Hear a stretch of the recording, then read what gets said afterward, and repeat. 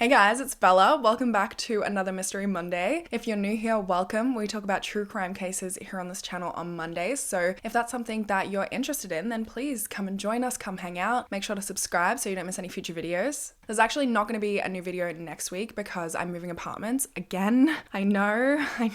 It feels like we're always moving, but our lease here hasn't been extended because the landlords are actually moving back in and taking the apartment back. So we gotta go. We found a new apartment now and we're moving next week. We haven't even started packing. So we have a lot of packing and just a lot of stuff to do. But I've been vlogging the whole process. I've been vlogging the whole rental hunting in London, looking at apartments. I'm going to be vlogging the whole packing, unpacking, moving process, everything. So there will be a vlog on that super soon. But I'm not going to be posting an actual Mystery Monday next Monday because I got a lot going on.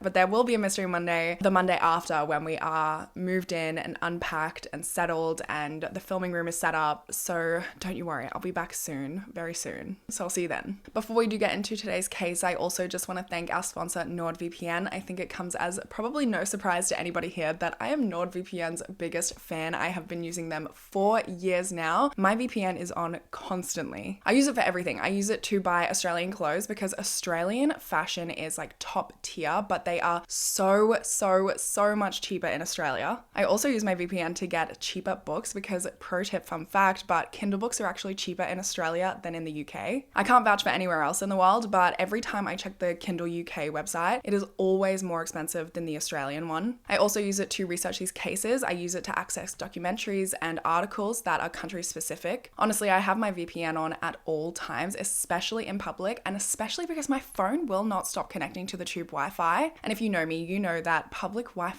terrifies me because there are just way too many weirdos out there. I swear I've tried everything. I have tried changing settings. I've tried turning off auto join networks. I've tried forgetting the network entirely. And my phone just, every time I'm on the tube, it connects to the Wi-Fi. I cannot make it stop. So my VPN stays on at all times. I genuinely cannot recommend it enough. I use my VPN more than anything else in my life. It's risk-free to sign up and try it out because they have a 30-day money-back guarantee. And you can also get a huge discount on a 2-year plan plus an extra 4 months free if you go to nordvpn.com/bellafiore. So I will leave that link in the description box down below and all of the information down there. So make sure you guys check that out and let's go ahead and get into today's case. So today I have a really bizarre, just insane case for you. I don't even want to say too much about it because I just want to let it unravel in front of you, give you the whole story, give you all of the facts, and then we can circle back at the end and chat about it. I'll be in the comments as well to talk to you guys about it because, like I said, it's insane and I feel like you always just have the best insight into these cases. So Donna Ellen Brown was born in Hollywood, Florida on the 10th of November 1963 to parents Sarah Jane and Robert Brown. She was the oldest of their 3 children, so she had 2 younger sisters named Jenny and Michelle, and the 3 sisters were super close and they were raised in a very tight-knit Jewish family. Donna's mother Sarah Jane was like a best friend to her, and the family lived a very comfortable life with her father Robert working as an insurance agent and Sarah Jane working as a partner at a newspaper distributor. When Donna was 17 years old, her parents divorced and her mother Sarah Jane went on to marry a man named Ira Drescher, who Donna became very close with. They were a very happy family. Donna was described as a beautiful, magnetic, outgoing woman. She made everyone around her feel immediately comfortable. She just had that energy about her. Friends and family said that she would light up a room when she walked in. Her best friend, Deanne Schultz, said, quote, "Donna was really special, very friendly, real exuberant, full of life." Growing up as the eldest of 3 sisters, she always had a very strong motherly instinct. She could not wait to have kids of her own, and this really shone through in her personality. Her mother, Sarah Jane, said about her, quote, "I don't think there was ever anyone who met her who couldn't love her." By age 24, she was working as an operating room technician and she was set up on a blind date by one of her co-workers, a guy named Greg Winger. He thought she would be perfect for his brother, Mark, and he set them up on a blind date. Mark Allen Winger was born in Elyria, Ohio on the 26th of November, 1962 to parents Sally and Gerald Winger. He was the youngest of their 3 children, so he had an older brother and sister, and he was also raised in a Jewish household. He had a comfortable childhood with his dad working as a technical manager for Ever Ready products and his mum working as a real estate agent. Mark was described as ambitious and incredibly smart. He attended Elyria High School and after graduating in 1981, he enrolled in the Virginia Military Institute, which is like a postgraduate study option preparing you for a career in the military.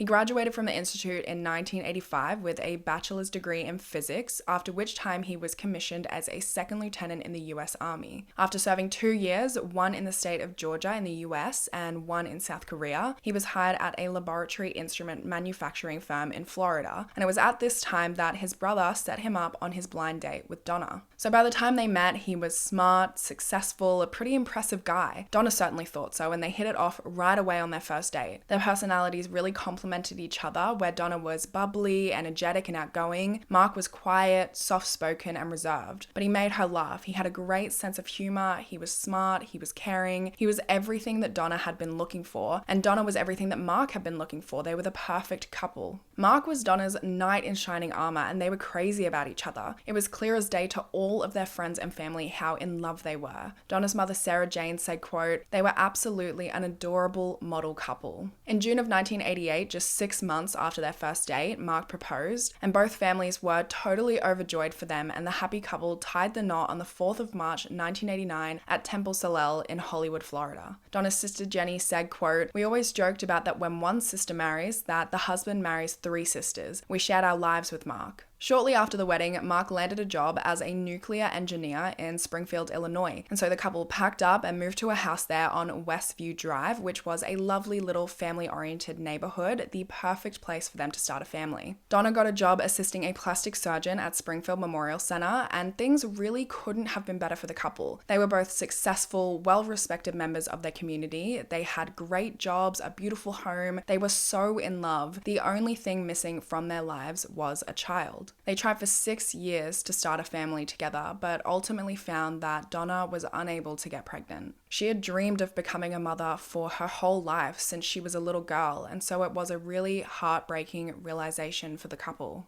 But it wasn't long before their luck would change. In December of 1994, a doctor at Donnah's work shared news that a pregnant teenager was going to be putting her baby up for adoption. Donnah knew that this was a sign, that this was meant to be. She and Mark engaged an attorney to go through the legal process of adopting the baby, and on the 1st of June 1995, they brought home a beautiful baby girl who they named Bailey. How do you feel, Donnah?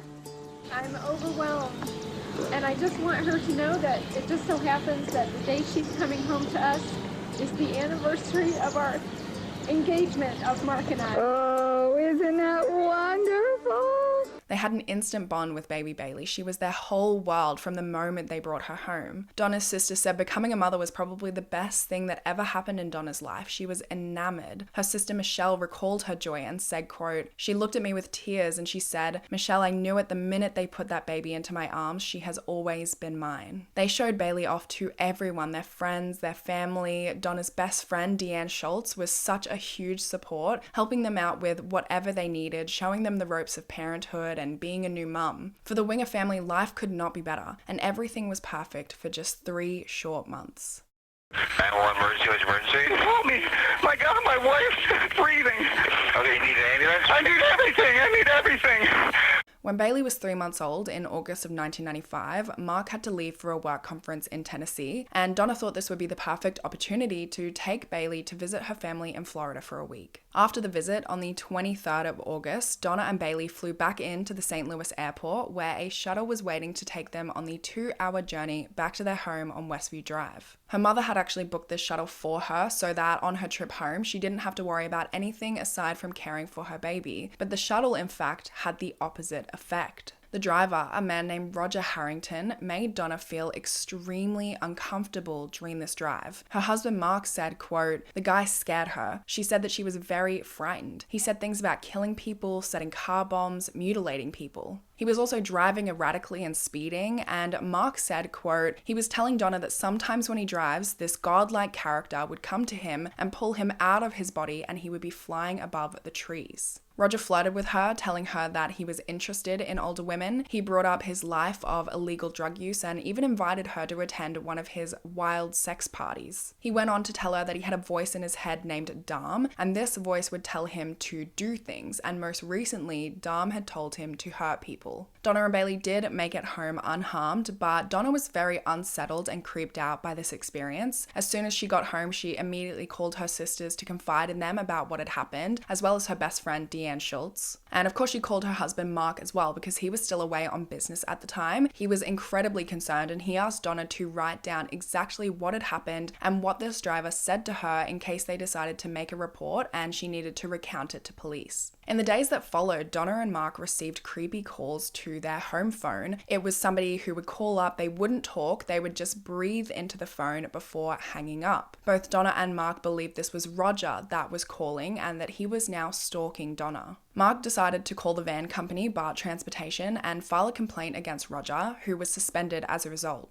Days later, on the 29th of August, Mark was in the basement of their home working out on the treadmill when he heard a loud thump. Thinking Donna had fallen over, he immediately went to check on her. He ran upstairs to the primary bedroom where he heard their baby crying. In the bedroom, he saw their 3-month-old daughter alone on the bed, and he immediately knew something was wrong because Donna would never leave her unattended like that. Just seconds later, seemingly confirming his thoughts, he heard a commotion coming from the dining room. He said, quote, "Instantly I knew that wasn't right at all. I just grabbed my gun and started going down the hall." When he entered the dining room, what he saw horrified him. His wife was on the floor and a strange man was on top of her, savagely bludgeoning her with a hammer. Mark did the only thing that he could think to in the situation and shot the man in the head. He fell onto his back, and as the man tried to get back up into a sitting position, Mark shot him a second time before calling 911 at 4:30 p.m. Springfield Police. Yes, help me. What's the problem? I just shot this man in my house. He's inside your house Killed right my now? wife. He beat my wife. Is he in there right now? Yes, Does he have a gun? her brains are everywhere. Where's the man at? He's laying on the floor.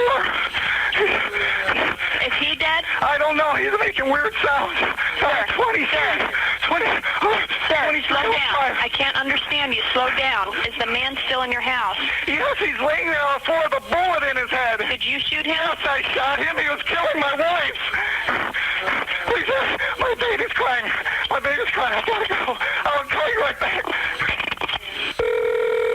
Hello? Winger? Yes. This is the police department. We've got officers en route. I need to know what's going on there. My wife is dying on the floor. Okay, is she still alive? I think so.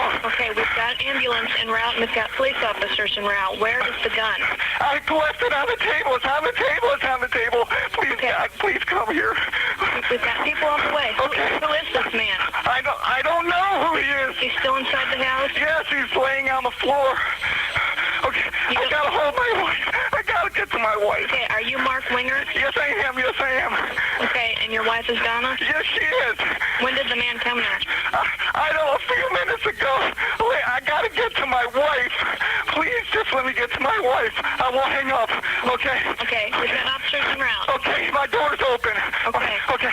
When officers arrived on the scene, Donna and the intruder were in bad shape. Donna had been hit in the head with the hammer no less than 7 times and was barely clinging to life. The intruder also suffered 2 gunshot wounds to the head, but was also still clinging to life. Before paramedics arrived, one of the first officers on the scene, Dave Barringer, grabbed his Polaroid camera and took 3 photos of the victims and the scene before they were rushed to the hospital by paramedics just minutes later. These 3 photos would come to be the single most crucial piece of evidence in this case. Donna was pictured face down on the floor and the intruder was lying on his back a few feet away. Detectives retrieved the intruder's ID from his wallet and identified him as Roger Harrington. At the crime scene, they found a cigarette and a yellow coffee mug on the Winger's kitchen table, which belonged to Roger. They also found Donna's letter that she had written describing the disturbing car ride with him. His car was found parked outside of the Winger's home. It was parked against traffic facing the wrong direction, and inside the car they found a knife, a tire iron with black electrical tape around the handle, and a note with Mark's name, address, and a time of 4:30 p.m. written on it. One of the first responders on the scene, homicide detective Charlie Cox, knew Roger very well. He was actually one of Cox's tenants at a trailer park that he and his wife owned. He knew him to have been a psychiatric patient with a history of delusions and domestic disputes. Detective Cox himself had once broken up a fight between Roger and his wife. He said of the incident, quote, "He had her bent over the couch, getting ready to hit her again when I grabbed him." Detective Cox joined officers who were questioning Mark in the bedroom as he recounted the events of what had happened. He was completely distraught, heartbroken, and inconsolable, but he continued to ask them who the intruder was and if his name happened to be Roger. When Cox confirmed that it was, Mark said, quote, "Oh my God, that's the man who has been harassing my wife this week." He explained the terrifying drive that Donna and Bailey had experienced just a week earlier, the creepy phone calls that followed, and the fact that he had made a complaint to BART Transportation resulting in Roger's suspension. Cox said about Roger, quote, "I knew him as a very volatile type subject. Knowing what I knew about Mr. Harrington in the past, how quick he was to anger, I thought that he very well could have went over there to try and get his job back. There's a hammer laying right there on the table. He picks it up and goes into a rage, and then the husband shoots the bad guy." And his investigation of the crime scene backed this story up. The evidence supported Mark's story.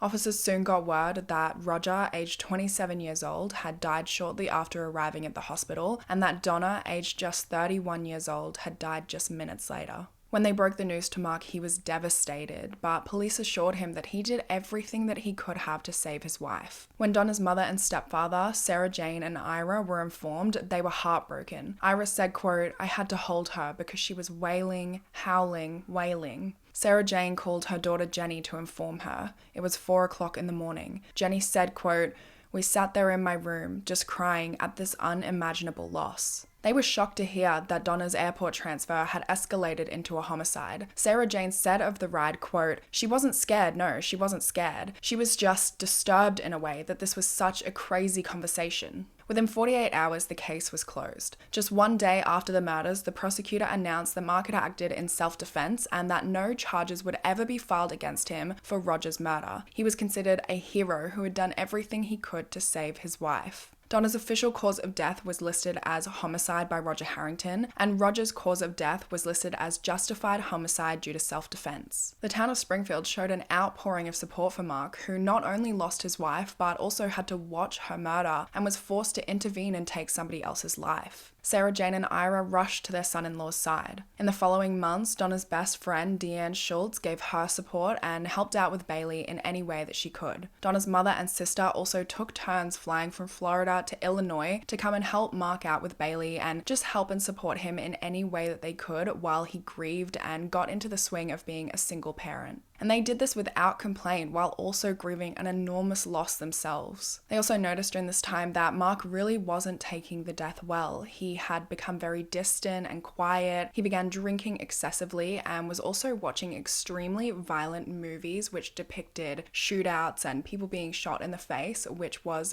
out of character for him. But they knew that he was grieving, and they knew that everybody grieves differently, so they gave him his space. They continued loving and supporting him and Bailey as best they could, traveling to them as frequently as they could to help out. But over time, they realized that they couldn't keep this up. They couldn't keep traveling back and forth from Florida to Illinois, and so they suggested to Mark that he get a nanny, which he did. In January of 1996, he hired 23-year-old Rebecca Simic to be a live-in nanny. Everybody loved Rebecca. She was extremely patient and kind. She was described as having a heart of gold. She cared for the family, and she did her best to help them stay part of Bailey's life. And most importantly, she was a great carer for Bailey. They bonded immediately. Donna's sister said, quote, "I didn't want to like Rebecca, but it was hard not to like her. Seeing her with Bailey, there was really nothing bad we could say about her." Rebecca said she was blown away by what Bailey had gone through in just her first 3 months of life. She said, quote, "She lost 2 mothers by the time she was 3 months old, and she was so smiley. I wanted to get in there and say, I'm gonna help, and I'm gonna make this little girl's life better." As Rebecca adjusted to her new role, everybody in the family welcomed her with open arms, everybody except for Donna's best friend, Deanne Schultz. She'd been helping with Bailey since Mark and Donna first brought her home, and she was insistent on continuing to be a part of Bailey's life, to a point, Rebecca said, that she was almost trying to replace Donna, and she was making Rebecca super uncomfortable. About a year after Donna's murder, Mark and Rebecca shocked everybody by announcing that Rebecca was pregnant and they were getting married.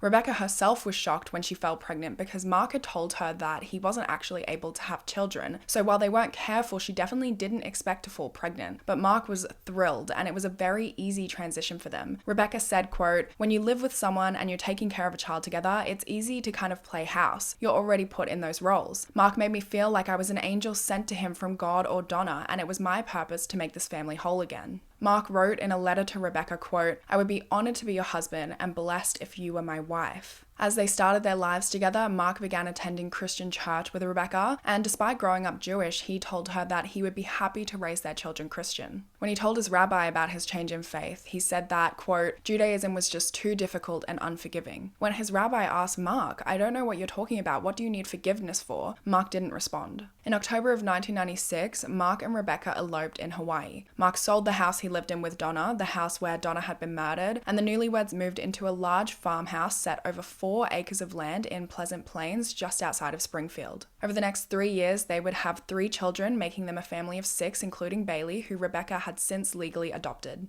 As Mark continued to move forward with his life and his new family, he began distancing himself from Donna's family and stopped allowing Bailey to refer to Sarah Jane and Ira as grandma and grandpa. Sarah Jane said, quote, I received a letter from Mark one day saying to me that I couldn't be called grandma. I wrote him back and I begged him, please let her call me grandma. And he said, I'm sorry, there's no way I'm going to allow her to call you grandma, and that's the way it is. She and Ira mourned the loss of their granddaughter, their last connection to their daughter, for a very long time. They continued to send Bailey a birthday card every year, and when Bailey would receive it, she would ask Rebecca, who's Sarah Jane and Ira? Rebecca would explain to her, quote, those are Donna's parents and they just want to let you know that they love you and they remember you. While it seemed that Mark had well and truly moved on with his life and the traumatizing experience of Donna's murder, many others didn't find it so easy. Roger Harrington's family refused to believe that their son was involved in such a brutal crime. His mother Helen said, quote, he was no troublemaker, he was a good kid, he wouldn't even strike anybody, I don't think he would hurt anybody, and I don't think he was crazy. His sister Barbara insisted that her brother wasn't capable of committing such a crime. She said he had never once been violent or angry. She described him as the kindest soul you'd ever encounter, someone who'd do anything for you. She said, quote, the last time I saw him, he stopped by to pick up baby clothes for a friend who didn't have much money. He slid me $20 and told me he would see me later. The next time I would see him was in his casket.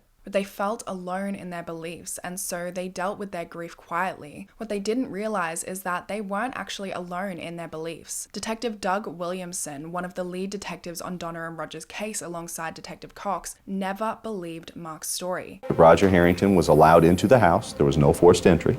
Somebody let him in. And he couldn't understand why Donna would leave her 3-month-old baby alone, unattended on the bed to let somebody in, let alone Roger, who she was supposedly scared of. He also thought the note found in Roger's car was strange. The note had Mark's name, address, and the time 4:30 p.m. written on it. Mark claimed that he didn't know Roger, had never met him. So why did Roger have a note with Mark's name on it if they had never met, and it was Donna he was supposedly stalking? Maybe he was planning on hunting down and murdering the man that got him suspended from his job, but if that was the case, why would he park directly outside the Wingers' home for everybody to see? A knife and a tire iron were also found in his car, so why wouldn't he bring in one of these very effective weapons instead of going into the home and hoping that they had a weapon that he could potentially use to execute this murder? His coffee mug and his cigarette were found inside the home, so why would he go inside and have a coffee, have a cigarette, if he was planning on just going in a rage and committing this murder? Not to mention, there wasn't a scratch on Mark. He went in there and he allegedly attacked Donna, so something wasn't adding up. Detective Williamson tried to bring up these inconsistencies with Detective Cox at the time of the murder, saying he wanted to investigate further, but Cox shut him down, saying the case should be closed because it was obviously cut and dry. A few months after the murder, Mark also visited the police station to ask for his gun back. Detectives had no problem returning his gun to him, but they did think it was unusual for a victim to come and visit the police once their case was closed, and even more unusual for them to start probing about a closed case. Detective Cox said, quote, I released the gun back to Mark and we sat and talked for a half hour. He was wanting to know about the case and how the case was going. As far as I was concerned, he should have just accepted it was closed. Even stranger, he actually dropped by a second time months later just to tell them that he was getting remarried to his daughter's nanny. At this point, Detective Cox started to form suspicions of his own and realized that his partner might have been right all along. He requested that the case be reopened, but said, quote, the bosses said no way. We're not going to open a case of this magnitude with your gut feeling and embarrass the department and embarrass Mr. Winger. They would need physical evidence to reopen the case, but they didn't have any, and so years went by. Mark moved on with his life, remarried, had 3 more children, bought a house for his new family, got a promotion at work, distanced himself from Judaism, and cut Donna's family off. Within 24 hours of Donna's murder, he had submitted a claim against her life insurance and received a payout of $150,000. He also applied for the Missouri State Crime Victim Compensation Program and received the maximum payout amount of $25,000. 4 months after Donnah's death, he also filed a multi-million-dollar civil lawsuit against BART Transportation in an attempt to hold them accountable for hiring a dangerous man like Roger Harrington, which resulted in the death of his wife. He was also suing the Harrington estate. But for 3.5 years, the case remained stagnant until March of 1999 when the case was turned on its head. Donnah's best friend, Deanne Schultz, came into the police station and made a bombshell claim that she and Mark had been having an affair at the time of Donnah's murder, and that Mark had even told her that he wanted Donnah dead. It was a shock to everybody. Anyone who knew Donna and Mark spoke of how in love they were, how they were the perfect couple. Donna's sister Jenny said, quote, "Mark was having a romantic relationship with Deanne, one of our sisters as we considered her, and that was something that we never ever suspected." Detective Cox even wrote of the Wingers right after Donna's murder, quote, "It was very apparent that he and his wife were very much in love and that this should never have happened."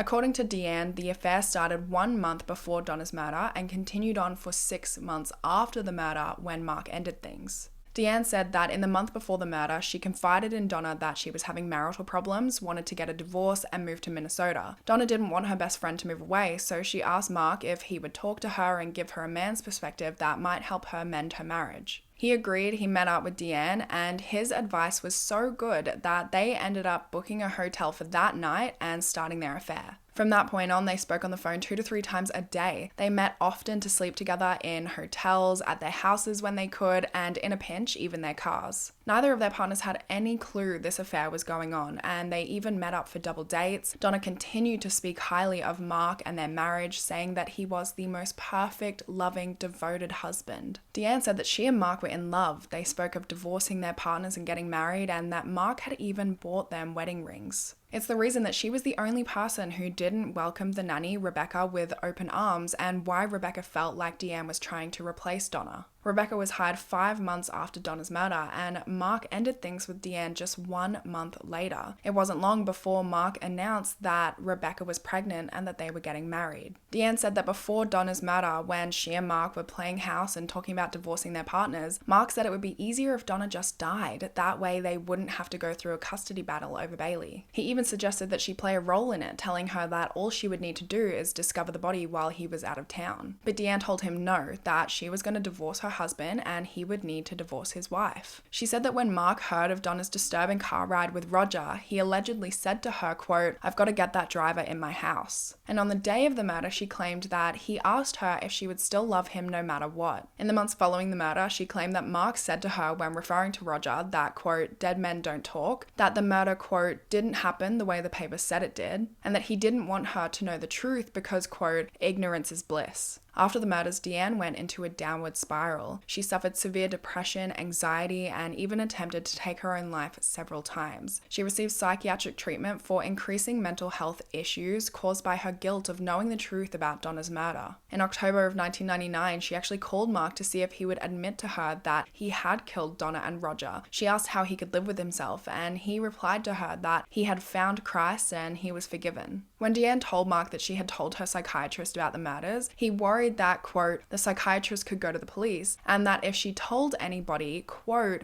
their gooses will be cooked. Following Deanne's admission to the police, the case was finally reopened and an investigation got underway. Meanwhile, BART Transportation was also investigating the case in order to win their lawsuit. They had actually almost settled with Mark and paid him $1.5 million just very recently, very shortly before this happened. But Deanne had called them and told them not to settle because the case was about to be reopened. She wouldn't give them any more information. She wouldn't even give them her name before hanging up. But BART's attorneys managed to call her back and get her to come in and provide them with a 60-page sworn statement detailing the affair and Mark's comments about murdering his wife. They teamed up with police to hire a crime scene analyst named Tom Bevel, who took a look at the case. In October of 1999, he concluded that Donna's death was most likely a, quote, staged domestic homicide in which Mark lured Roger to his home to kill him and frame him for his wife's murder. He noted that none of Donna's blood was found on Roger or his clothes, despite Mark alleging that he bludgeoned Donnah with a hammer at close range. In fact, her blood was actually found on Mark's clothes.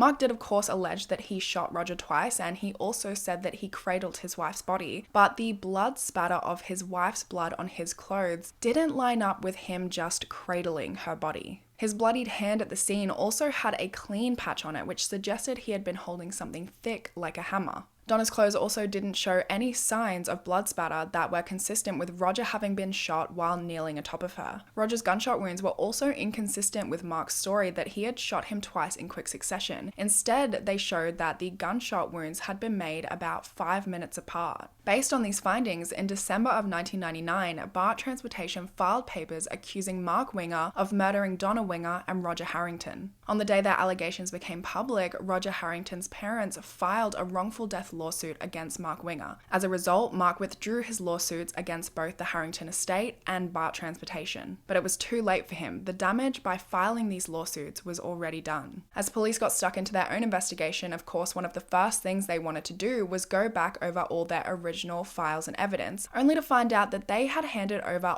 all of their evidence in this case to Mark's attorneys years prior to be used in his civil lawsuit against BART Transportation, one of the many mistakes that they made in this case. When they did retrieve the files and start going through them, they found those 3 Polaroid photos that had been taken by Officer Barringer. Detective Cox and Williamson didn't even know these Polaroids existed until this point, and when they finally saw them for the first time, they could not believe their eyes. Williamson said, quote, "It didn't take but 10 seconds. It was a smoking gun. Roger Harrington's body, the placement of that body in the photo blew Mark's story out of the water. It was over. Roger Harrington's head and feet were in the opposite way of what Mark told us happened." Mark had explained that Roger was kneeling over Donna, striking her with a hammer when he shot him. This resulted in him falling backwards, meaning that his head would have landed near Donna's feet, and his body would have been lying in the opposite direction of Donna's. But the Polaroid showed him lying in the same direction as Donna. It was clear that Mark had been lying all along. It took detectives another 2 years to cover every detail, and by August of 2001, they had an airtight case against Mark. He was arrested on the 23rd of August and placed in jail while awaiting his trial. His bail was set at $10 million, which he was unable to pay. He called an old friend from school asking him to help post his bail, but the friend refused. They actually hadn't spoken in years. His wife Rebecca stood by him the entire time. She was shocked by the allegations and was convinced that evidence would clear her husband. His trial began on the 20th of May 2002. The evidence the prosecution presented at the trial showed a very different version of the events that took place on the 29th of August 1995. After Donna told Mark about her shuttle home with Roger 6 days earlier, Mark leapt at the opportunity. He called BART Transportation to make a complaint about Roger, and the very next day he called again to ask the owner of the company to put him directly in contact with Roger. The owner of the company talked to Roger about the request, and eager to work things out and get his job back, Roger agreed and told the owner to give Mark his number. On the day of the murder, Mark contacted Roger directly and invited him over to his home to work things out. Roger's friend Susan Collins confirmed that she overheard Mark inviting Roger to his house at 4:30 p.m. that day, which Roger then wrote on a piece of paper. She said that he left at 3:30 p.m. and according to testimony from the Wingers' neighbors, he arrived to their residence shortly before 3:50 p.m. Blood spatter experts and crime scene analysts determined that once he was inside, Mark likely forced him to his knees before shooting him in the back of the head. Upon hearing the gunshot, Donna rushed into the dining room, at which point Mark viciously bludgeoned her with a hammer before calling 911. During his first 911 call, he clearly references having shot Roger just once. Towards the end of the call, Roger can be heard moaning in the background. Mark makes a quick excuse of his baby crying and hangs up the phone, and when dispatch calls him back, the moaning has stopped. The prosecution argued that while he was on the call, he noticed Roger attempting to get up, at which point he makes the excuse, he hangs up, and he shoots Roger a second time. Contrary to Mark's story that he shot Roger in quick succession, neighbors testified that they heard 2 gunshots about 5 minutes apart. Forensic experts also testified that the evidence was consistent with a delay between the 2 gunshot wounds. On the 29th of May 2002, the jury deliberated for 12 hours before finding Mark Winger guilty on 2 counts of first-degree murder. He was sentenced to life in prison without the possibility of parole. For Roger's family, this was a huge relief, and they were so grateful that he had been vindicated. They never once for a moment believed he was guilty of this crime. His mother Helen said, quote, "We knew that Roger was innocent, and it finally got proven. He was branded a murderer at the time, but then all of this came to an end. happened. Detective Cox said, quote, "I was ashamed of the way the investigation went. I hurt Roger Harrington's family. I ran his name through hell for no reason. He was an innocent victim." According to Roger's sister Barbara, the domestic dispute that he was involved in was also misconstrued. He'd come home one day to find his wife and her ex-husband throwing all of his belongings out of their trailer, which upset him. He got into an altercation with the ex-husband, and when his wife tried to break things up, that's when Detective Cox arrived to defuse the situation. Trisha Ray, whose mother owned the trailer that Roger lived in, claims that she had actually tried to tell the police that he had an appointment with Mark on the day of the murder to discuss his complaint to his employer. She also told the police that Roger was harmless, kind, and gentle. She said, quote, "It was frustrating that no one would believe us. I know what the police were thinking. Here's this man with a good name and a good job, living in a nice house, this nice couple with a new baby, and look at us. They thought we were trailer trash and Roger was crazy." Mark's conviction devastated his family. Rebecca recalled receiving the news that he'd first been arrested, and she said, quote, "I just was sick. My whole body just kind of went numb, and I just couldn't believe it. I was shaking so badly, and I just remember feeling so scared." Throughout the trial, she said, quote, "I felt that I owed it to him and my kids to just stand by him." Bailey was 6 years old at the time of his arrest, and the whole situation terrified her. She said, quote, "I just remember everyone trying to remain calm and kind of, at the same time, being like, Dad's just going away for a little while and that he'll be back soon." He would write letters to the kids while in prison, and they would all get so excited to open them. Bailey said, quote, "He would always draw the circle at the end of this letter, and then he said that he would kiss it, and we would kiss it, and it was kind of like he was giving us a kiss." Following Mark's sentencing, Rebecca filed for divorce and changed her and her children's last names from Winger to her maiden name of Simic. She had worked as a stay-at-home mum for the last 7 years, and so following his sentencing, the home she purchased with Mark foreclosed, and she had to file for bankruptcy. She moved her family out of the area and worked hard to establish a new life for all of them. She said, quote, "When we lose someone, we gather, we remember them, and we tell stories and have a funeral. But when someone goes to prison, well, what do? I mean, you can't grieve them, they're still here. You're just kind of left with this emptiness." Today, her children are thriving young adults who have moved across the country to pursue their careers in higher education. She and her children also collaborate with the mentorship program Big Brother, Big Sisters, which seeks to mentor and change the lives of children facing adversity. She's since reconnected Bailey with Donna's family, and Bailey now calls Sarah Jane and Ira grandma and grandpa.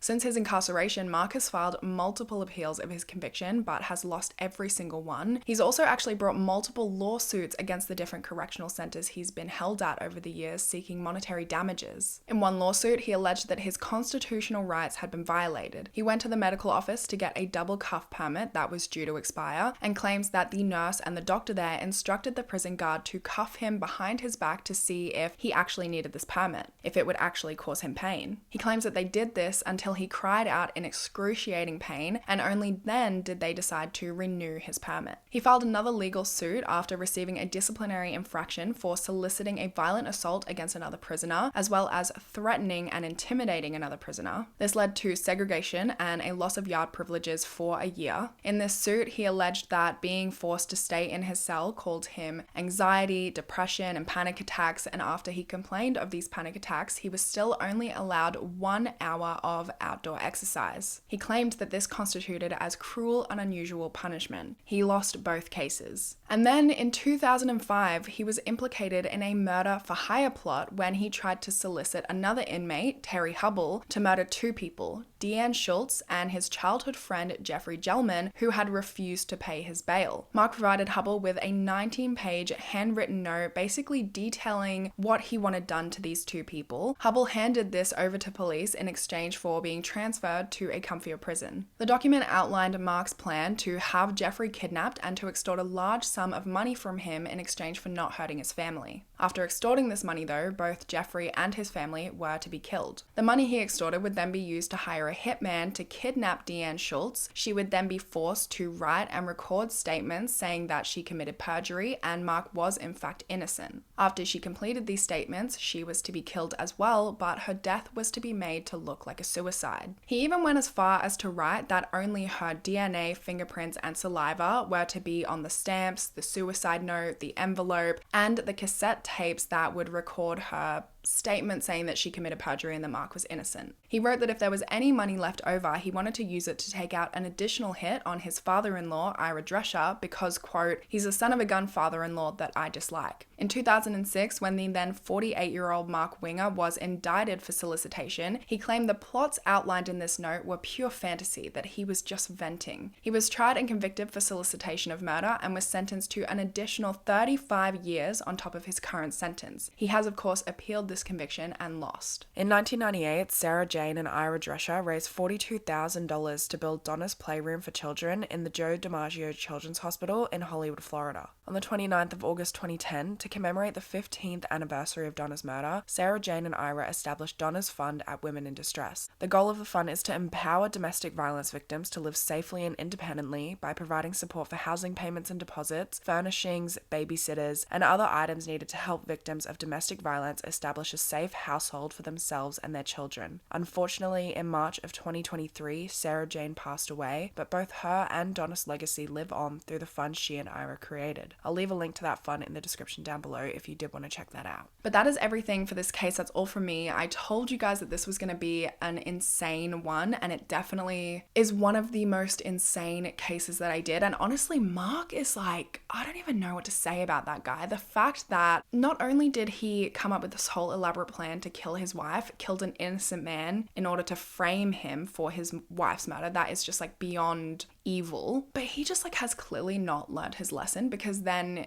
you know, he's getting all of this money from the murder, the insurance, the state fund for victims of crime assistance. He tried to sue the transportation company knowing that he was the one that committed the murder, which is insane. And then even still in prison, he's trying to like sue the prisons for all of these different things and losing every time. Like, this guy will not give up. He is like one of the craziest, most evil people, and he just doesn't learn. Like, he's he's a nuclear engineer, so you'd think he would be smart, and obviously he's like book smart, but that must be the only way in which he actually is smart, because he almost got away with it too. But he was so dumb that he had to like go into the police station and brag, and then he had to go and like file this lawsuit to try and get all of this money and bankrupt BART Transportation for no reason, even though he was actually the one responsible, not them, not Roger. There's a lot to wrap your head around in this case. More than you even think of at face value, to be honest. So I'm really looking forward to talking about this one with you in the comments. Please let me know your thoughts, because I feel like you guys always have the most interesting insight into every single case. I'll be in the comments reading everything, replying to you guys. So let me know